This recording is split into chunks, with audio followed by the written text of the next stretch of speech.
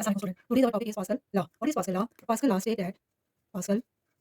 state that when pressure is applied at a point in a confined fluid, it is transmitted equally in all direction. Let's understand the Pascal law. Let's perform an activity to understand the Pascal law. Take a vessel having a large number of holes. This is vessel and this is holes. These holes are fitted with sliding piston that are able to move. This is piston A, this is piston B, this is piston C, and this is piston D. Fill this vessel with a water completely. The only force acting on the water that are we applied.